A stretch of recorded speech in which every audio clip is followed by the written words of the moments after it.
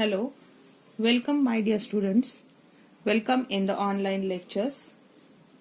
Today we are going to study the science and technology of 9th standard.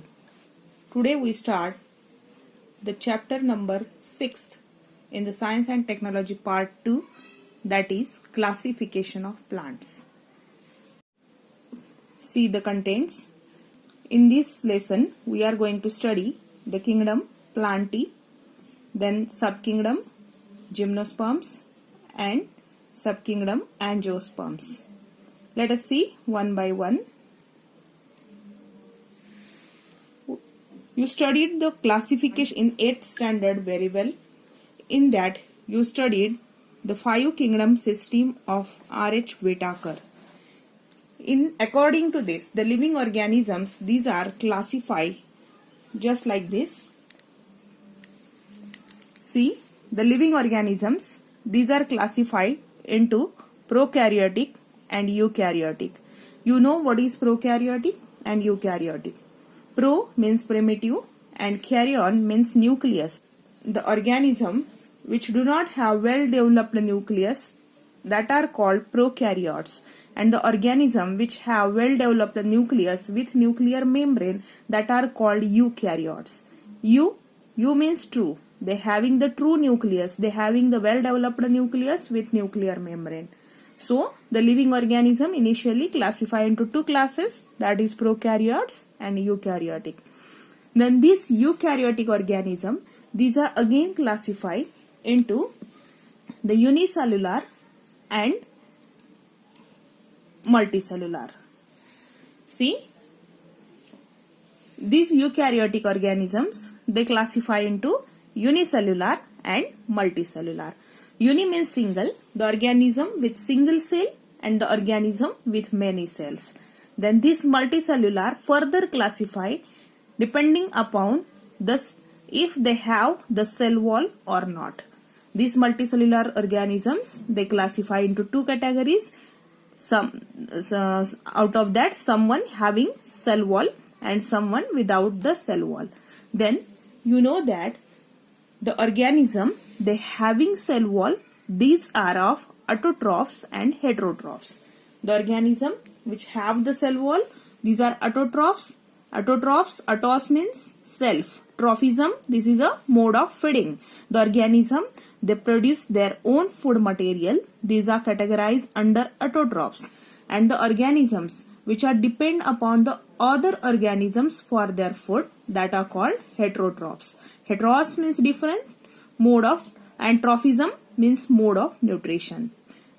So these organisms depend upon the other organism for the nutrition. This is the classification that you studied in the 8th standard very well. Then see, these living organisms, those organisms, these are in the prokaryotic group. They have the kingdom Monera. That means the prokaryotic organisms, these are categorized under the kingdom Monera. Then again, see first of all the kingdoms. The second kingdom, that is of unicellular organisms, eukaryotic unicellular organism, that is Protista. Then third kingdom, it is of multicellular with cell wall organisms, that are the autotrophs. And the fourth one, that is the fungi, that are heterotrophic organisms. And the fifth kingdom, that is the Animalia. So these are the 5 kingdom system that is given by Whitaker, and you studied in 8th standard very well. So these are the 5 kingdom system. Kingdom number 1, that is Monera. Kingdom 2, it is Protista. Kingdom 3, Plantae. Kingdom 4, Fungi. And it is 5th one is Animalia. You studied Monera, Protista and Fungi with their characteristics in detail in last standard. Now in this standard we are going to study the kingdom Plantae. The previous slide, that is of 5 kingdom system of classification, that was proposed by Robert Whitaker in the year 1959. According to Whitaker, the organisms, the living organisms, these are classified into 5 kingdoms. First one is Monera, second one is Protista, third one is Plantae, fourth one it is Fungi, and fifth one it is Animalia. You studied the kingdom Monera, Protista and Fungi in detail with their characteristics and examples in the 8th standard. And now in this standard we are going to study the kingdom Plantae. See,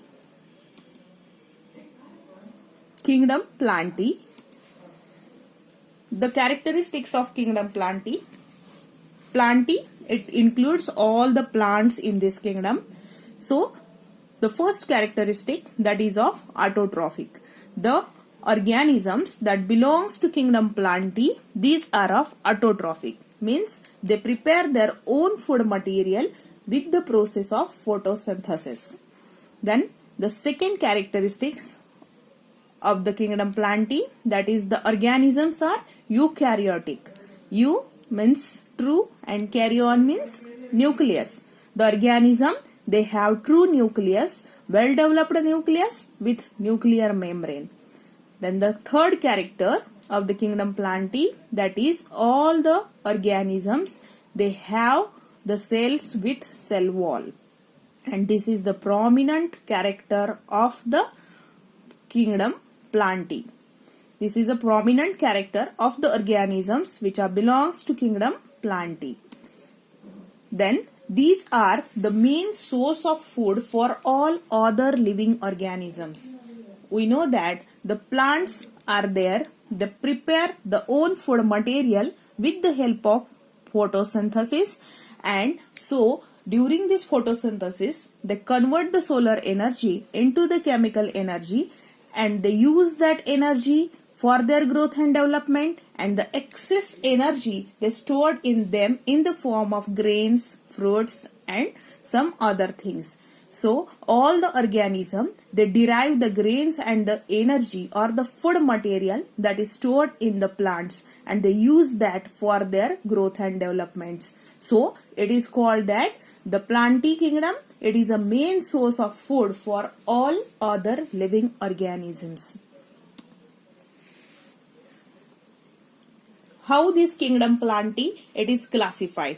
In this standard, we have to study in detail the classification of kingdom Plantae.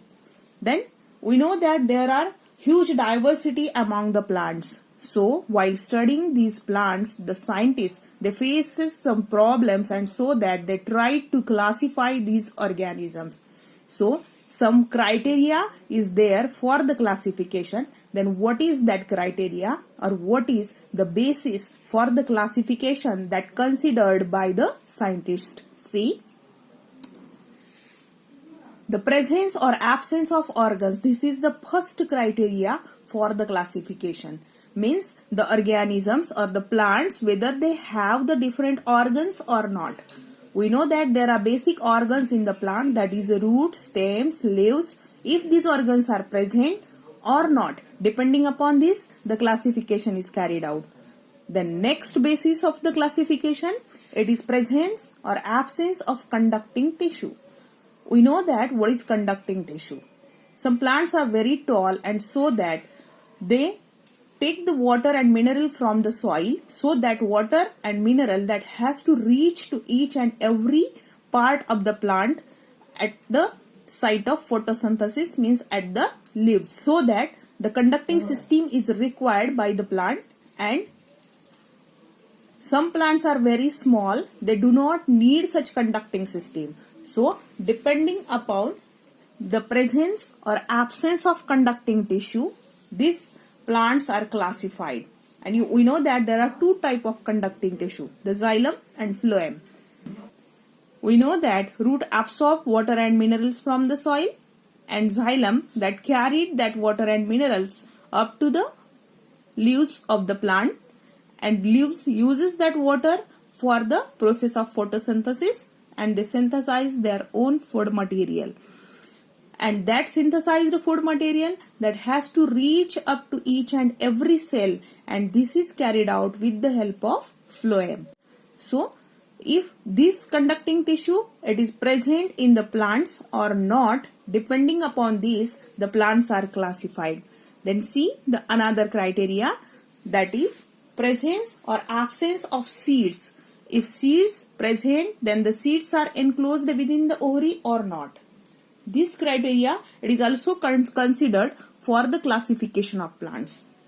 That means if in the plant the seeds are present, and if the seeds are there, if these seeds are enclosed within the ovary or not, they having the protective covering around them of the ovary, or the seeds are naked. Depending upon this also the plants are classified. Some plants they bear seeds, some plants they do not bear seeds. So they categorize into the different classes. The fourth criteria for the classification is the number of cotyledons in the seeds. If the seeds are present, then how many cotyledons are there? We know that some seeds having only one cotyledon, we call them as a monocots, and some seeds they having two cotyledons, we call them as a dicotyledons. So how many cotyledons are there in the seeds? Depending upon this, the plants are classified. This is the basis for the classification of the plants. Depending upon these criteria, the plants are classified. There should be the question for 3 marks. Write down the basis for classification of the plant. At that time, you have to write down all these points.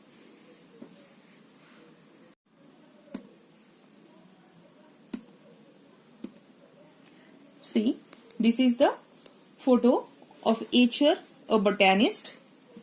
In the year 1883, Acher classified the kingdom Plantae into two subkingdoms. That is, one is cryptogams and other is phanerogams. These two subkingdoms, these are depend upon if the plants they present, if the plants they bear the flowers, fruits and seeds or not.